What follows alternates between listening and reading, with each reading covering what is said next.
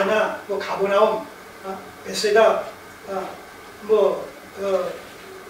이게 다 갈릴리 지역이에요. 예루살렘 저기 쪽이에요. 앞으로 이제 거기를 중심으로 해서 이 공생의 사역을 시작할 때에 많은 이적 기사를 행하실 텐데, 이 갈릴리 사람들이 그것을 목격하고도 예수님이 어려서부터 함께 자라났다고 해서, 같이 성장했다고 해서, 저 목수 요셉의 아들 아니야, 마리아의 아들 아니야, 큰 아들 아니야, 그 형제들과 우리가 다 친구지간 아니야,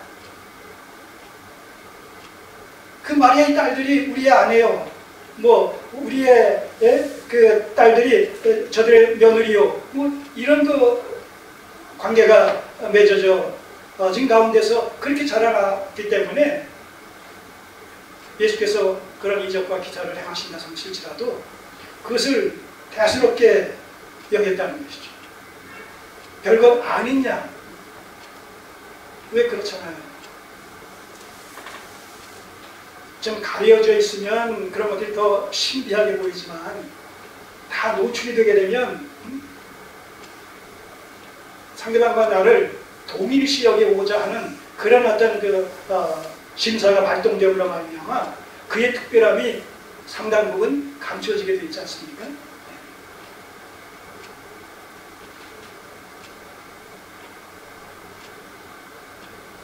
대통령에 대해서도 마찬가지예요. 우리들은 대통령이 어떤 사람인지 모르잖아요. 근데 대통령의 친구는 알아요, 몰라요? 안단 말입니다. 그럼 어떤 좌석에서 얘기할 때, 아무개 내 친구야. 상대방이 대통령인데도, 아무개 대통령, 내 친구야. 그 과거에 우리 어렸을 때 그 동네 개울에서 벌거벗고 물장난 하면서, 그럼 그의 모든 건 내가 다 알고 있지. 그렇게 얘기합니다. 대통령은 대통령으로서 다른 사람이 대접하듯 대접해주지 않는 것이, 이게 죄로 말미암아 타락한 인간들의 인지상정이란 말입니다. 그런 맥락에서 이 말씀을 이해하시면 돼요. 내가 이제 갈릴리에 가서 본격적인 공생의 사역을 시작하면서 많은 이적과 기사, 메시아로서의 이적과 기사를 하나님의 능력을 힘입어서, 성령의 힘을 입어서 그렇게 행할 텐데, 그럼에도 불구하고 사람들은 그거 별것 아니냐?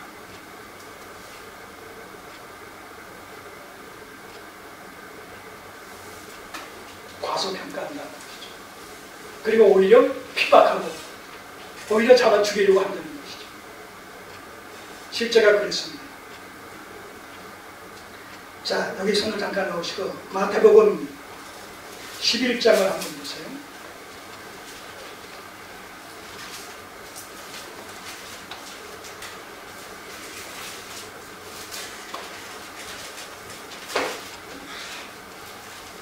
마태복음 11장 20절 이하.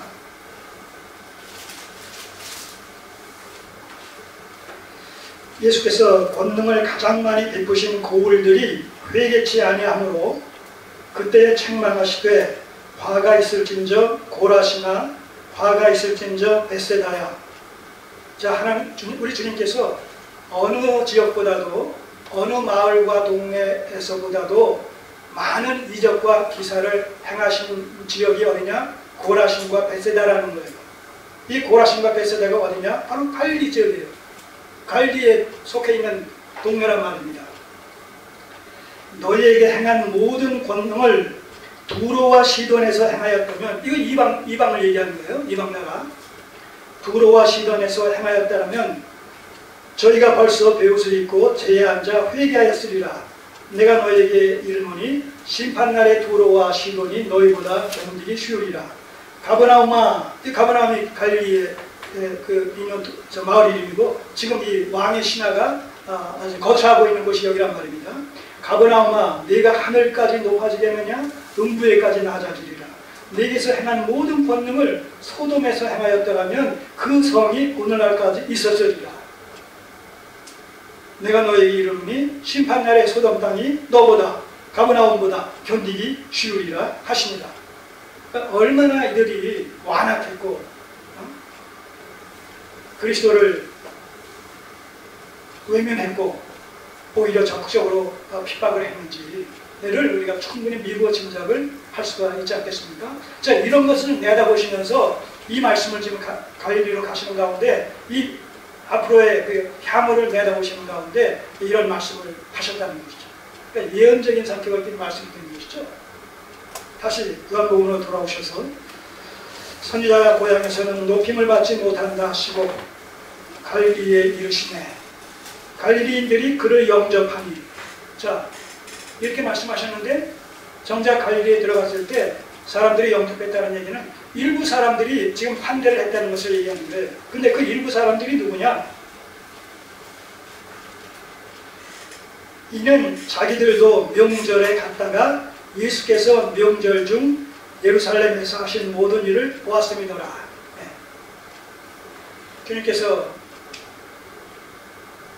먼저 이 물을 포도주로 만드신 후에 가나에서, 갈릴리 가나에서, 그 다음에 6월절이 다가오자 예루살렘으로 내려가셔서 거기서 이제 그 성전 정화 사건을 비롯해서 많은 이런 이적 기사를 행하셨을 때 그 명절에 이 성전에서 명절을 지키기 위해서 갈릴리로부터 내려왔던 일단의 사람들이 그 예루살렘에서 예수께서 이적과 기사를 행하시는 것을 목격했던 그 사람들이 이제 돌아와서 주님께서 갈릴리에 이렇게 오셨을 때 이제 알아보고 저 예수 아니야? 예루살렘에서 있었을 때 이적 기사 행하던 바로 그 사람 아니야? 하면서 아는 척 했다는 얘기죠.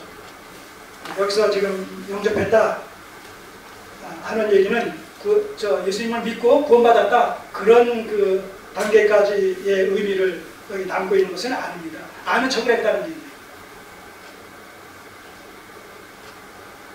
그러나 그것도 잠시 시간이 지나갔다에 따라서 아까 말씀드린 대로 대부분의 갈릴리 사람들이 야합을 해서 의기투합을 해서 예수님께 대적을 하는 이런 일들을 공생의 기간 동안 계속 우리가 목격을 하게 되는 것이죠. 46절 예수께서 다시 갈릴리 가나에 이르시니 다시 오신 거예요. 물을 포도주로 만드셨던 그곳에 다시 오신 거예요. 예수님의 고향이 어디냐라고 했을 때 엄밀한 의미에서의 고향은 어디예요? 유대 베들레헴이죠. 거기서 나셨으니까. 그러나 대부분의 거기서 출생은 거기서 하셨지만 대부분의 성장과 그 다음에 활동은 나사렛을 중심으로 해서 갈릴리에서 하셨단 말입니다. 그래서 고향이라고 얘기할 때는 유대 베들레헴보다는 나사렛을 중심으로 한 갈릴리 지역을 일컬어서 예수님의 고향이다. 이렇게 복음서에서는 이야기하고 있습니다. 자, 그러니까 여기서 선지자가 고향에서는 높임을 받지 못한다라고 했을 때도 예수께서 갈릴리 지역 나사렛 고향을 중심으로 해서 갈릴리 지역에서 사역하실 때에 이제 앞으로 미래지향적으로 겪게 될 그런 여러 가지 핍박과 또 이 배도와 배역과 이런 것을 염두에 둔 표현이다. 이렇게 우리가 생각을 해야 되겠지. 정리를 해야 되겠지. 46절 예수께서 다시 갈릴리 가나에 이르시니 갈릴리 지역에 오셔서 그 다음에 이제 가나 마을로 오셨다는 얘기입니다. 전에 물로 포도주를 만드신 곳이라. 왕의 신하가, 자, 여기서 이제 오늘 이 본문의 핵심적인 사건이 소개가 됩니다. 주께서 이렇게 갈릴리에 오시고 가나에 이제 거처를 정하신 이런 상황에서 왕의 신하가 있어 그 아들이 가버나움에서 병들었더니 그가 예수께서 유대로부터 갈릴리에 오심을 듣고 가서 청하되. 자, 그러니까 이 왕의 신하도 예수 그리스도의 이런 그 이적 기사를 행하셨던 이런 얘기들을 소문으로 들었겠어요? 듣지 않았겠어요? 들었을 거란 말입니다. 들었을 때는 뭐 나와 상관이 없는 줄 알았는데 정작 자기 아들이 죽을 병에 걸리는,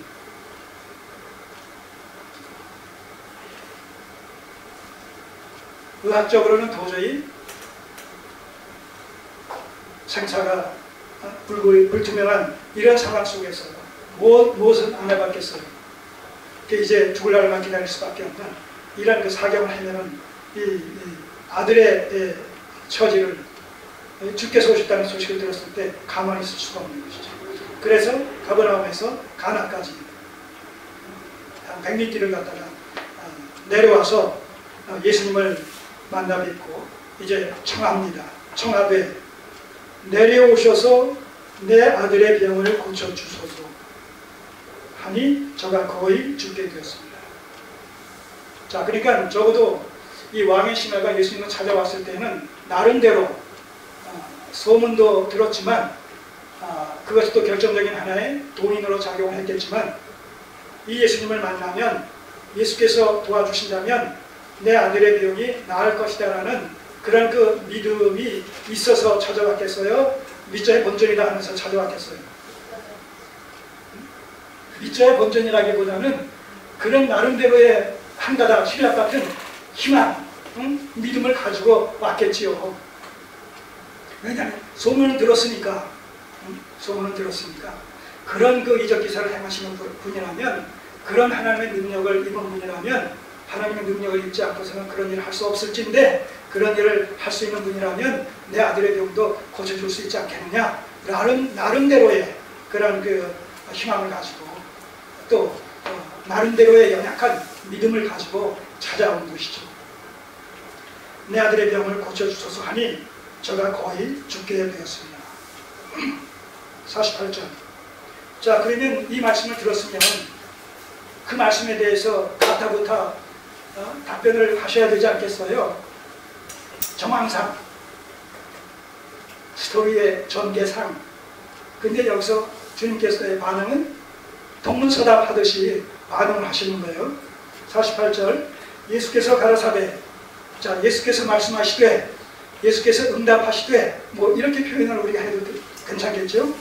자, 예수께서 가라사대 너희는 표적과 기사를 보지 못하면 도무지 믿지 아니하리라.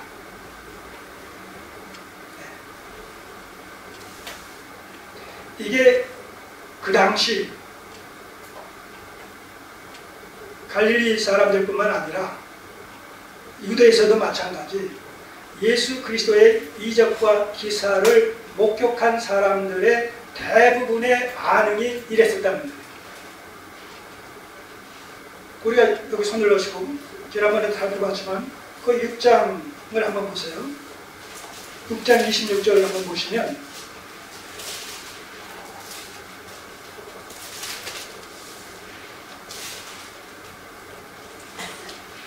6장 26절. 예수께서 대답하여 가라사대 내가 진실로 진실로 너희에게 이르노니 너희가 나를 찾는 것은 표적을 본 까닭이 아니요